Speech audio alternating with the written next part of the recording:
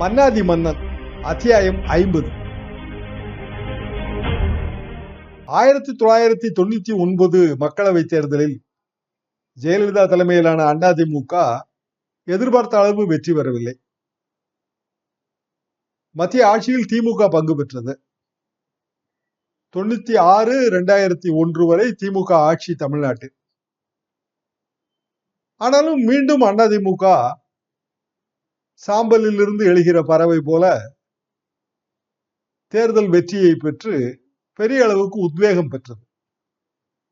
இது எப்படி நடந்தது என்பதுதான் இந்த அத்தியாயம். 12வது சட்டமன்ற தேர்தல் 2001 மே மாதம். திராவிட முன்னேற்ற கழகம் மத்தியில் ஆட்சி புரிந்த பாரதிய ஜனதா கட்சி தலைமையிலான தேசிய ஜனநாயக கூட்டணியிலே அங்கம். ஆனால் பாட்டாளி மக்கள் கட்சி அந்த கூட்டணியில இருந்து மத்திய ஆட்சியிலும் அங்கம் வைத்தது. தேர்தலுக்கு சற்று முன்னதாக அது கூட்டணியில் இருந்து விலகியது. அதே போல மதிமுகவும் தேர்தல் அறிவிக்கப்பட்ட பிறகு கூட்டணியை விட்டு வெளியேறியது. இரண்டுமே அதிமுக கூட்டணிக்கு வந்தன. ஆனால் மதிமுகவுக்கு எதிர்பார்த்த இடங்கள் கிடைக்கவில்லை. எனவே தேசிய ஜனநாயக கூட்டணியிலும் அது இல்லை, தனியாக போட்டியிட்டது. திமுகவின் அந்த 5 ஆண்டு கால ஆட்சி பல்வேறு நலத்திட்டங்கள் எல்லாம் இருந்தன. கலைஞர் ஆட்சி பொற்கால ஆட்சி, அது தொடர வேண்டும் என்று திமுக பிரச்சாரம் செய்தது. ஆனால் பாரதிய ஜனதா கூட்டணிக்கு அந்த எதிர்ப்பு இருந்தது. இதை இந்த இடத்திலே கவனிக்க வேண்டும். 2001 தேர்தல், 2004 தேர்தலில் அதே பாரதிய ஜனதாவோடு அதிமுக கூட்டணி வைத்த போதும் அதே மாதிரியான பலத்த எதிர்ப்பு இருந்தது. அதிமுக வழக்கமான பாணிக்கு திரும்பியது, எம்ஜிஆர் பாணிக்கு. அது என்னவென்றால், கூட்டணி கட்சிகளை எல்லாம் ஒருங்கிணைப்பது, ஒரு பெரிய இணைப்பு சக்தியாக திகழ்வது, மக்கள் மத்தியிலே நேரடியாக களத்திலே இறங்கி பிரச்சாரம் செய்வது, அணுகக்கூடிய தலைமையாக இருப்பது, இதெல்லாம் எம்ஜிஆர் ஃபார்முலா. ஜெயலலிதா அதை பின்பற்றுவதில்லை. ஆனால் 2001 தேர்தலில் அவர் 96 தேர்தல் தோல்விக்கு பிறகான பாடம் அது. முற்றிலுமாக தனது பாணியை மாற்றிக்கொண்டார். கூட்டணி கட்சி அலுவலகங்களுக்கே நேரில் சென்று அவர்களை சந்தித்தார். பாட்டாளி மக்கள் கட்சி அலுவலகத்திற்கு அவர் போனதெல்லாம் எனக்கு நினைவிருக்கிறது. தேனாம்பேட்டையில் ஒரு சிறிய இடத்தில் தான் அந்த அலுவலகம் இருந்தது. மாடி படியேறி ஜெயலலிதா போனார். ஒரு வகையான மும்முனை போட்டி. காரணம், திமுக தமாக கூட்டணி 1996, 2001. ஆனால் பாரதிய ஜனதாவோடு திமுக கூட்டணி வைத்ததிலே அந்த கட்சியால் அந்த இடத்தில் ஒன்ற முடியவில்லை. 99லேயே நான் ஏற்கனவே சொன்னேன், அது தனியான அணிதான். எனவே 2001 சட்டமன்ற தேர்தலில் அது அதிமுகவோடு வந்தது. அதாவது அதிமுக அல்லது ஜெயலலிதாவை எதிர்த்துத்தான் காங்கிரஸ் கட்சியிலிருந்து தமாக பிரிந்தது. அதே தமாக அதிமுக கூட்டணிக்கு. மிகப்பெரிய தேர்தல் வேடிக்கை வினோதம் என்னவென்றால், தாய் காங்கிரசும் அதிமுக கூட்டணி. அதாவது காங்கிரஸ், அதிலிருந்து பிரிந்த தமாக, இரண்டும் ஒரே கூட்டணி. ஆக தேசிய ஜனநாயக கூட்டணியிலே பிஜேபி, திமுக, எம்ஜிஆர் அதிமுக, அப்போது இன்றைய அமைச்சர் கண்ணப்பன், ராஜகண்ணப்பன் மக்கள் தமிழ் தேசம் என்று ஒரு கட்சி நடத்தி வந்தார். அந்த கட்சி, ஏசி சண்முகத்தின் புதிய நீதி கட்சி, விடுதலை சிறுத்தைகள் ஆகிய கட்சிகள் அந்த கூட்டணியிலே. வாக்கு வங்கியிலேயே கொஞ்சம் அப்போதே அது கூட்டி கழித்து பார்க்கும்போது அந்த தேர்தல் கணக்கு அரித்மெட்டிக்ஸ் உதைத்தது. அதிமுக கூட்டணியில் தமிழ் மாநில காங்கிரஸ், காங்கிரஸ், பாமக, இந்திய கம்யூனிஸ்ட் கட்சி CPI, Marxist communist CPM, Forward Bloc எல்லாமே இடம்பெற்றிருந்தன. மதிமுக சேர்ந்திருந்தால் கூட்டணி இன்னும் பலமாக இருந்திருக்கும். ஆனால் மதிமுக அந்த தொகுதி உடன்பாடு ஏற்படவில்லை, பிரிந்து தனித்து போட்டியிட்டது. வாக்கு சதவீத பதிவானது பார்த்தால் மிகவும் குறைவு, 59 தான். ஆனால் இந்த தேர்தலில் முக்கிய திருப்போ, ஜெயலலிதா தேர்தலில் போட்டியிடவில்லை. அவர் 4 தொகுதிகளிலே வேட்புமனு தாக்கல் செய்தார். ஆண்டிப்பட்டி, புவனகிரி என்று 4 தொகுதிகள். 4 தொகுதிகளிலும் தள்ளுபடியாகின. காரணம், அவருக்கு ஒரு தண்டனை இருந்தது. எனவே தண்டனை பெற்றவர்களுக்கு தேர்தலில் நிற்க இடமில்லை என்ற விதியை சுட்டிக்காட்டி 4 தொகுதிகளிலுமே வேட்புமனு தள்ளுபடி செய்யப்பட்டது. இப்படியான சூழ்நிலையில் அதிமுக 196 இடங்களிலே அதிமுக கூட்டணி போட்டியிட்டது. அதுல 141 இடங்களில் அதிமுக, 141க்கு போட்டியிட்டு 132 இடங்களில் வெற்றி பெற்றது. 141 இடங்களில் போட்டி போட்ட அதிமுக 31.44% வாக்கு. அதாவது கிட்டத்தட்ட அது 1977 மக்கள் தலைவர் எம்ஜிஆர் பெற்ற வாக்கு. குறைந்த இடங்களிலே போட்டி போட்ட மிக அதிகமான இடங்களில் ஸ்ட்ரைக் ரேட் என்று சொல்லுவோம் அல்லவா, அது மிக அதிகம். காங்கிரஸ் கட்சி ஒரு 14 இடங்களில் போட்டியிட்டு 7 இடங்களில் வென்றது. பாட்டாளி மக்கள் கட்சி 27 இடங்கள். பாட்டாளி மக்கள் கட்சிக்கு மிக அதிகமான தொகுதிகள் தரப்பட்டன, 27 இடங்கள். அதில் தான் மதிமுகவுக்கு இடமில்லாமலே போனது. 27க்கு 20 அவர்கள் ஜெயித்தார்கள். மிக அதிகமான பாமக உறுப்பினர்கள் இருந்த ஒரு சட்டமன்றம் அது. சிபிஐ 8 தொகுதிகள், அவர்கள் 5 தொகுதிகளில் வென்றார்கள். சிபிஎம் 8 தொகுதி. சிபிஐ 2 பேருக்கு சமமான அளவுதான். சிபிஎம் 6 தொகுதிகளில் வென்றது. தமிழ் மாநில காங்கிரசுக்கு 32 தொகுதிகள். அதாவது அதற்கு முந்தைய தேர்தலில் திமுக கூட்டணியில் அவர்கள் 40 தொகுதிகளில் போட்டியிட்டார்கள். இப்போது 32 தொகுதிகள். 32 தொகுதிகளில் 23 இடங்களில் வெற்றி பெற்றார்கள். இப்படியாக 234 இடங்களில் 196 இடங்கள் அதிமுக கூட்டணி கைப்பற்றியது. ஆனால் திமுக கூட்டணியிலே தேசிய ஜனநாயக கூட்டணி திமுக கூட்டணி தான். அதுல திமுக 183 இடங்களில் போட்டியிட்டு பெரிய வெற்றியை பெறவில்லை. 31 இடம். வாக்கு சதவீதம் என்று பார்த்தால் அதிகம்தான், 30%. காரணம் அதிக இடங்களில் போட்டியிட்டார்கள். பாரதிய ஜனதாவுக்கு 21 இடங்கள் தரப்பட்டன. பாரதிய ஜனதாவுக்கு அதிகமான இடங்களை கொடுத்த கட்சிகளில் திமுக ஒன்று. 4 இடங்களில் அவர்கள் 21 இடங்களில் 4 இடங்கள் வெற்றி பெற்றார்கள். இப்போதும் கிட்டத்தட்ட அதே 4 இடங்கள் தான். எம்ஜிஆர் அதிமுக 3 இடங்களில் போட்டி போட்டு 2 இடங்களில் வெற்றி பெற்றது. மதிமுக 211 இடங்களில் போட்டியிட்டது, எந்த இடத்திலுமே வெற்றி பெறவில்லை. இப்படியான நிலைமையிலே ஜெயலலிதா எம்எல்ஏ ஆகவில்லை.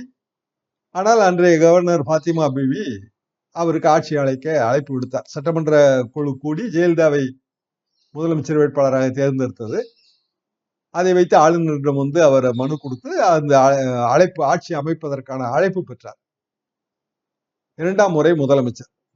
அதாவது ஆண்டிப்பட்டி, கிருஷ்ணகிரி, புவனகிரி, புதுக்கோட்டை 4 தொகுதிகளில் வேட்புமனு தாக்கல், 4லும் நிராகரிப்பு. ஆனால் முதலமைச்சர் ஆகிறார். இது பின்னாளிலே ஒரு பெரிய வழக்காக மாறியது. அதற்கு முன்னதாக இந்த தேர்தல் நடந்த போது இருந்த அரசியல் நிலவரம், அதாவது ஜெயலலிதா அவர்கள் கைதாகி சிறைக்கு போய் ஒரு வழக்கு நடந்து தண்டனையும் ஆகிவிட்டது. தமாக காங்கிரஸ் ரெண்டும் திமுக அணிக்கு திமுக அணியில் தமாக இருந்தது, அது அதிமுக அணிக்கு வந்தது. காங்கிரஸ் கட்சியிலிருந்து சிதம்பரம் அவர்கள் விலகி சென்று ஜனநாயக காங்கிரஸ் என்று ஒரு தனி கட்சி அமைத்தார். இப்படியெல்லாம் இருந்த ஒரு கலைபரமான நிலைமை. மும்முனை போட்டி தான், கொஞ்சம் வலுவான மும்முனை போட்டி என்று கூட சொல்லலாம். ஏனென்றால் மதிமுகவும் 211 இடங்களில் போட்டியிட்டது. சசிகலா அவர்கள் மீது பல வழக்குகள். இதுல சசிகலா அவர்கள் கைது செய்யப்பட்டது 1996 ஜூன் மாதம் 20ஆம் தேதி அந்நிய செலவாணி வழக்கு. இந்த வண்ண தொலைக்காட்சி பெட்டி வழங்கிய வழக்கு தான் முதலில் ஜெயலலிதா கைது செய்யப்பட்டது. அதுல தண்டனையும் கிடைத்தது. திமுக ஆட்சி அதற்குள் உள்ளாட்சி தேர்தலை நடத்தி முடித்து விட்டது. நான் ஏற்கனவே கூறியபடி கூட்டுறவு அமைப்புகளுக்கும் தேர்தல் நடத்தி முடித்து விட்டது. ஒற்றை சாளர முறை, அது பொறியியல் மருத்துவக் கல்லூரியில் சிங்கிள் விண்டோ சிஸ்டம். இப்போது நீட் விட்டது மருத்துவக் கல்லூரிக்கு. சிங்கிள் விண்டோ சிஸ்டம் வந்தது. காங்கிரீட் சாலை, கிராமங்களில் காங்கிரீட் சாலை, இப்படி பல்வேறு திட்டங்கள். உழவர் சந்தை, இதெல்லாம் பாலங்கள், சென்னை நகரில் போக்குவரத்து நெரிசலை குறைக்கிற பாலங்கள், இதெல்லாம் திமுக ஆட்சியோட அந்த காலகட்டத்திலே சொல்ல தகுந்த விஷயங்கள். டைட்டில் பார்க் வந்தது அப்போது மிகப்பெரிய விஷயமாக பேசப்பட்டது. கன்னியாகுமரியில திருவள்ளுவர் சிலை, அதுவும் மிகப்பெரிய விஷயமாக பேசப்பட்டது. இப்படி இருந்த நிலைமையிலே இந்த தேர்தல் முடிவுகளுக்கான மாற்றத்தின் விதை பாட்டாளி மக்கள் கட்சி என்றுதான் சொல்ல வேண்டும். ஏனென்றால் அவர்தான் முதலில் பாரதிய ஜனதா கூட்டணியில் இருந்து விலகினார். அதுல 2 அமைச்சர்கள் இருந்தார்கள், சண்முகம், பொன்னுசாமி. அவர் 2 பேருமே பதவிகளை ராஜினாமா செய்தார்கள். அவர்களுக்கு திமுக கூட்டணியில் தொடர்ந்தால் நாங்கள் எதிர்பார்க்கிற இடங்கள் சட்டமன்ற தேர்தலில் கிடைக்காது. இதுதான் முக்கிய காரணம். கிடைத்திருக்க வாய்ப்பு இல்லை. அப்போது காங்கிரஸ் கட்சி அதிமுக கூட்டணிக்கு வர விரும்பியது. ஜெயலலிதா உடனடியாக பதில் சொல்லாமல் மௌனம் சாதித்தார். அதற்கு பிறகு தமிழ் மாநில காங்கிரஸ் வர விரும்பிய போது அதற்கு அவர் உடனடியாக பச்சை கொடி காட்டினார். ஆனால் காங்கிரஸையும் தமிழ் மூப்பனார் அவர்கள் வற்புறுத்தலின் பேரில் தான் காங்கிரஸ் கட்சியையும் அதிமுக கூட்டணியிலே சேர்த்து கொண்டது என்று சொல்வார்கள். ஆனால் எம்ஜிஆர் அவர்கள் காலத்திலேயே அதிமுக காங்கிரஸ் கூட்டணி தான் ரொம்ப இயற்கையான கூட்டணி என்று வர்ணிக்கப்படுகிற விஷயம். மீண்டும் அதே மாதிரியான கூட்டணி பல நேரங்களில் அமைந்ததுதான். 1991 அதே கூட்டணி தான். 96 நரசிம்மராவ் காலத்தில் வற்புறுத்தலோடு அது கூட்டணி, கட்டாய கூட்டணி என்று நடராஜன் அவர்கள் அதை வர்ணிப்பார்கள். மீண்டும் 2001 காங்கிரஸ் கட்சிக்கும் அதிமுகவுக்கும் கூட்டணி. இப்படியான சூழ்நிலையில் ப. சிதம்பரம் ஜனநாயக பேரவை அதுல ஏஎஸ் பொன்னம்மாள், ரங்கநாதன் அவர்கள் எல்லாம் முக்கியமான தலைவர்கள். அந்த அணி கடைசியில திமுகவுக்கு போனது. திமுகவுக்கு போன பிறகு பாரதிய ஜனதா கூட்டணியில் இருக்கிறது. ஆனால் சிதம்பரம் அவர்கள் ஒரு விசித்திர முடிவு எடுத்தார். கூட்டணிக்குள் கூட்டணி, அதாவது பாரதிய ஜனதாவோட கூட்டணி கிடையாது, ஆனால் திமுகவோட கூட்டணி. பாரதிய ஜனதா போட்டியிடுகிற இடங்களில் பிரச்சாரம் செய்ய மாட்டோம். இதெல்லாம் பெரிய குழப்பங்களுக்கு தான் வழிவகுத்தது. அரசியல் குழப்பங்கள் தேர்தல் அரசியல், வாக்கு அரசியலிலே அரசியல் குழப்பங்கள் எப்போதுமே வாக்கு சரிவை நோக்கி போகும். தொண்டர்கள் ஒருங்கிணைந்து வேலை செய்ய மாட்டார்கள். பல நேரங்களில் இது பார்த்ததுதான். 2001 தேர்தலில் மீண்டும் ஒரு முறை அதையே பார்த்தோம். இப்படியான சூழ்நிலையில் திமுக கூட்டணிக்கு ஒரு ஜாதி கூட்டணி என்கிற பெயரும் வந்துவிட்டது. காரணம் கண்ணப்பன் அவர்கள் அவர் யாதவ இனத்தை வைத்த அந்த மக்கள் தமிழ் தேசம், அதே போல புதிய நீதி கட்சி முதலியார்களை ஒன்றிணைத்து ஏசி சண்முகம் புதிய நீதி கட்சி, கூபகிருஷ்ணன் தமிழர் பூமி அது ஒரு அமைப்பு. கூபகிருஷ்ணன் இன்றைக்கு அதிமுகவுக்கெல்லாம் போய் பிறகு இப்போது ஓபிஎஸோடு இருக்கிறார் என்று நினைக்கிறேன். முத்தரையர்களை வைத்து அவர் அந்த தமிழர் பூமி எல்லாமே திமுக கூட்டணியில் இருந்த போது, விடுதலை சிறுத்தைகள் இப்படி இருந்த போது இயல்பாக அது ஜாதி கட்சிகளின் கூட்டணி என்று ஆகிவிட்டது. ஆக திமுக மதிமுக கூட்டணியிலே மதிமுகவுக்கு 21 இடங்கள் ஒதுக்கப்பட்டன. 21 இடங்களில் உரிய எங்களுக்கு கூடுதல் இடம் வேண்டும். இதே இதுதான். அதாவது ஒவ்வொரு தலைவருமே அவரவர்கள் நிதர்சன நிலைமைக்கு மாறாக சில எதிர்பார்ப்புகள் வைக்கிறார்கள். 21 இடங்கள் கேட்டபோது கலைஞர் கொடுக்க மறுத்தார். எனவே 23 இடங்கள் பாரதிய ஜனதாவுக்கு, எங்களுக்கு 21 இடங்கள் ஏன் கொடுக்க கூடாது என்கிற கேள்வியை மதிமுக எழுப்பியது. ஆக எங்களுக்கு பரவலான வாக்கு வங்கி இருக்கிறது, பாரதிய ஜனதாவுக்கு அப்படி பரவலான வாக்கு வங்கி இல்லை, அவர்களுக்கே 23, எங்களுக்கு 21 தானா, இதெல்லாம் தான் கேள்வி. கடைசியிலே பாரதிய ஜனதாவும் 2 இடங்களை குறைத்து கொண்டு சமரசத்துக்கெல்லாம் முன் வந்தது. ஆனால் அந்த 21 இடங்களை அடையாளம் காட்ட முடியவில்லை. 43 தொகுதி பட்டியலே வைக்க கொடுத்ததாக சொல்வார்கள். அதிலே எல்லாமே வேறு கட்சிகளுக்கு ஒதுக்கப்பட்டு விட்டன. ஆக மதிமுக பட்டியலில் 18 இடம், வேறு 3 இடங்கள் தருகிறோம் என்றார்கள். இப்படி இந்த தொகுதி பங்கீட்டில் ஏற்பட்ட குழப்பங்கள் நாள்தோறும் பத்திரிகைகளில் செய்தியாகவே போட்டுக்கொண்டே இருப்போம். இப்படியான ஒரு சூழலிலே அந்த ஒற்றுமை ஏற்படவில்லை என்பதுதான் திமுக கூட்டணியின் பெரிய சோகம். இத்தனைக்கும் ஆட்சி மீது பெரிய அளவுக்கான கெட்ட அபிப்பிராயம் எல்லாம் இல்லை. ஆட்சி எவ்வளவு சிறப்பாக இருந்தாலும் அந்த பெர்செப்ஷன் என்பது மிக முக்கியம் என்பதை புரிய வைத்த தேர்தல் 2001. பெரிய அளவுக்கு ஆட்சி நடக்கிறது, நல்ல பெயர் இருக்கிறது முதலமைச்சருக்கு, இந்த பிம்ப உயர்வெல்லாம் இருக்கிறது. ஆனால் இப்படி மாறுபட்ட அபிப்பிராயங்கள், கூட்டணி குழப்பங்கள் இவையெல்லாம் இருக்கும்போது அந்த ஆட்சி மக்கள் மத்தியிலே செல்வாக்கு, வாக்கு அரசியலிலே இழக்கிறது. கடைசியிலே மதிமுக திமுக கூட்டணி முறிந்தது. திமுக கூட்டணி 167 இடங்கள் திமுக என்று நினைக்கிறேன். பாரதிய ஜனதா ஒரு 21 இடம், புதிய தமிழகம் 10 இடம், விடுதலை சிறுத்தைகள் 8 இடம், மக்கள் தமிழ் தேசம் 6 இடம், புதிய நீதி கட்சி 5 இடம், புதிய நீதி கட்சிக்கு 5 இடம், தமிழக முஸ்லிம் ஐக்கிய ஜமாத் அது 3 இடம், எம்ஜிஆர் அதிமுக 3 இடம், ப. சிதம்பரம் அவர்கள் ஜனநாயக பேரவைக்கு 2 இடம், ஆர்.எம். வீரப்பனின் எம்ஜிஆர் கழகத்திற்கும் அதில் இடம் ஒதுக்கப்பட்டது. ஆர்.எம்.வி. அவர்கள் மக்கள் கழகத்தின் அணுக்க தொண்டர், அனைவருக்கும் தெரிந்த ஒரு விஷயம்தான். திமுக எதிர்த்து மக்கள் கழகம் தொடங்கிய கட்சி அதிமுக. ஆர்.எம்.வி. அவர்கள் திமுக கூட்டணியிலே தன் கட்சியை இணைத்ததை எம்ஜிஆர் தொண்டர்கள் ரசிக்கவே இல்லை. 2 இடங்கள் எம்ஜிஆர் கழகம், அதற்கு பெயர் எம்ஜிஆர் கழகம். எம்ஜிஆர் கழகம் என்ற பெயரை வைத்த திமுக கூட்டணி அது எப்படி பொருந்தி வரும்? பெர்செப்ஷன். மக்கள் என்ன நினைக்கிறார்கள், மக்கள் மனதிலே என்ன சித்திரம் வரையப்படுகிறது, அரசியல் சித்திரம், இது ரொம்ப முக்கியம். கடைசியில 2 இடங்களில் ஒன்று கூட வெற்றி பெறவில்லை. எம்ஜிஆர் கழகம் என்கிற கட்சி அதோட காணாமலேயே போனது. குமரி அனந்தன் ஒரு தொண்டர் காங்கிரஸ் என்று ஒரு கட்சி வைத்திருந்தார். தமிழ்நாடு காங்கிரஸ் கட்சியின் தலைவராக 96ல் இருந்த அதிமுக கூட்டணி. அதற்கு பிறகு கட்சியில் இருந்து விலகி தொண்டர் காங்கிரஸ் இந்த கட்சிக்கு பெயர். அதற்கு ஒரு 2 இடம். அப்புறம் உழவர் உழைப்பாளர் கட்சி, கொங்கு நாடு மக்கள் கட்சி, இப்படி அகில இந்திய மூவேந்தர் முன்னேற்ற கழகம், அப்புறம் பேராசிரியர் தீரன் பாட்டாளி மக்கள் கட்சியிலே இருந்தார். அவர் தனியாக ஒரு கட்சி, தமிழ் பாட்டாளி மக்கள் கழகம். அதாவது பாட்டாளி மக்கள் கட்சி அதிமுகவில் இருப்பதை எதிர்த்து இவர் திமுக கூட்டணி. இன்றைக்கு அவரே பாமகவுக்கு போய்விட்டார். பேராசிரியர் தீரன் எனக்கு ரொம்ப நெருங்கிய நண்பர். தமிழ் பாட்டாளி மக்கள் கழகம். இப்படியெல்லாம் ஒரு பெரிய அரசியல் விசித்திரங்கள்லாம் நிறைந்த ஒரு தேர்தல் 2001 தேர்தல். இப்படியான சூழ்நிலையிலே அப்போது அறநிலையத்துறை அமைச்சர் மறைந்த தமிழ் குடிமகன் அவர்கள் சபாநாயகராக இருந்தார். அவர் இளையான்குடியில் நிற்க விரும்பினார். ஆனால் அது மக்கள் தமிழ் தேசம் கண்ணப்பன் கட்சிக்கு ஒதுக்கப்பட்டது. அவருக்கு ஒரே கோபம். ராஜினாமா கொடுத்து விட்டு ஜெயலலிதாவை பார்த்து அதிமுகவில் இணைந்து விட்டார். திமுக அமைச்சரவையில் அமைச்சர், அதுபோக சபாநாயகர், அவர் பெரிய யாதவ கல்லூரியின் புகழ்பெற்ற முதல்வர்களில் ஒருவர்.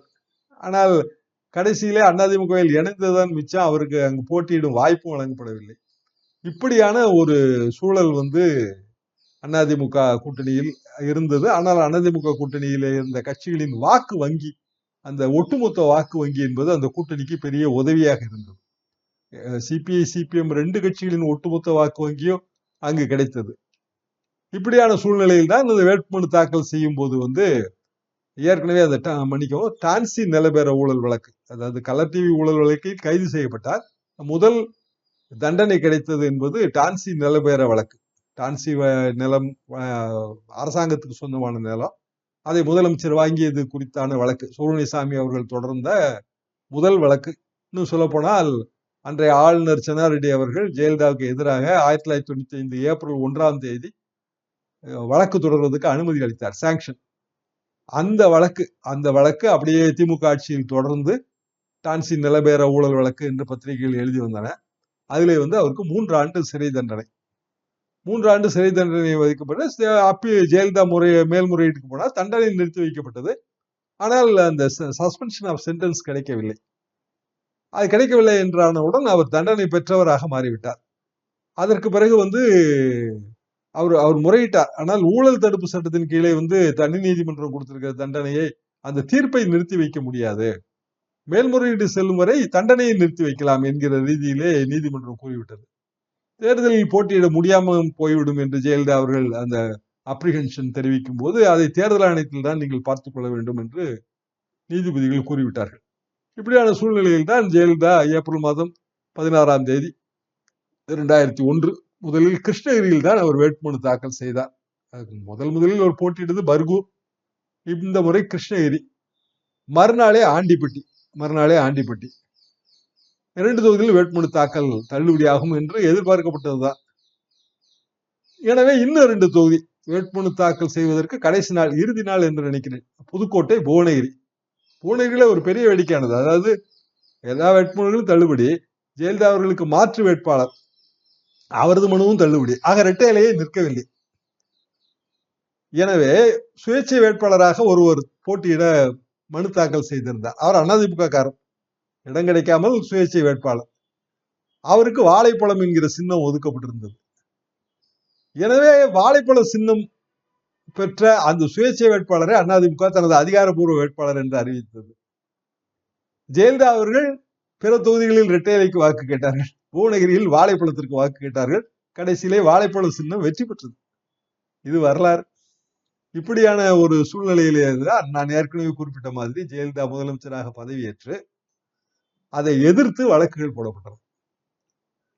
அந்த வழக்கு எப்படி வந்தது என்றால், ஏற்கனவே தேர்தலில் போட்டியிட தகுதி இல்லை என்றான ஒருவர், அவரால் எம்எல்ஏ ஆக முடியாது.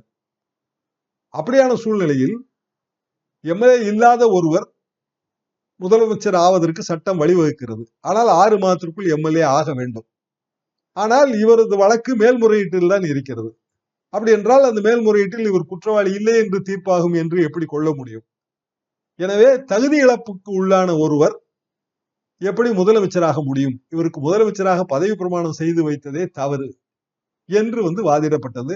அந்த வாதத்தை உச்சநீதிமன்றம் ஏற்றுக்கொண்டு ஜெயலலிதாவின் முதல்வர் பதவி பறிக்கப்பட்டது. இதிலே அன்றைய ஆளுநராக இருந்த பாத்திமா பீவி அவர்களும் தன் பதவியை ராஜினாமா செய்ய வேண்டிய ஒரு கட்டாயத்திற்கு உள்ளானார். இப்படியாக 2001 தேர்தல் மிக கலைபரமாக முடிந்த தேர்தல். மேலும் பல செய்திகளை அடுத்தும் வருகின்ற அத்தியாயங்களிலே பார்க்கலாம். இந்த காலத்து இளைஞர்கள் பழைய விஷயங்களை, இப்போ நம்ம சரித்திரம் படிக்கிற மாதிரி நம்முடைய பழைய நம்ம நாட்டில் நடந்தது, தலைவர்கள் எப்படி ஆட்சி செஞ்சாங்க, என்னென்ன சாதுரியத்தை பயன்படுத்தினாங்க அப்படிங்கிறத இந்த காலத்து இளைஞர்கள் தெரிந்து கொள்ள வேண்டும் அப்படிங்கிற ஒரு எண்ணத்தில் தான் எம்ஜிஆரை பற்றிய சில சுவையான தகவல்களை நம்ம சொல்கிறோம். அன்பார்ந்த தமிழ் நெஞ்சங்களே, மன்னாதி மன்னன் வரலாற்று தொடர் ஒவ்வொரு செவ்வாய் மற்றும் வெள்ளி மாலை 5 மணிக்கு உங்கள் எம்ஜிஆர் யூடியூப் சேனலில் பதிவேற்றப்படும். காண தவறாதீர்கள். சேனலை சப்ஸ்கிரைப் பண்ணிட்டீங்களா? பண்ணலனா மறக்காம சப்ஸ்கிரைப் பண்ணுங்க. சப்ஸ்கிரைப் பட்டனையும் பெல் ஐக்கானையும் உடனடியாக கிளிக் பண்ணுங்க.